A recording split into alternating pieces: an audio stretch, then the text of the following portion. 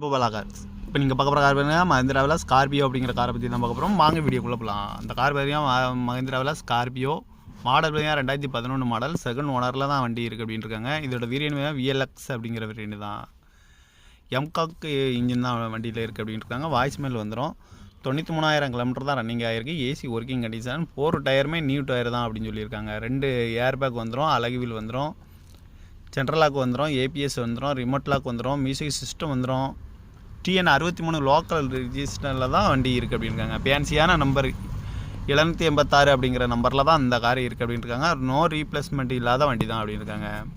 Original paint colour தான் அடிச்சிருக்கு அப்படின்ட்டு இருக்காங்க. ஃபுல் ஃபிட்டிங் பண்ணி வச்சுருக்காங்க. இந்த காரோட ப்ரைஸ் என்ன சொல்கிறாங்கன்னா 5,55,000 சொல்கிறாங்க. ரேட்டு குறைக்க முடியும்னு சொல்லியிருக்காங்க. குறைச்சி பேசி இந்த காரை பை பண்ணிக்கலாம்னு சொல்லியிருக்காங்க.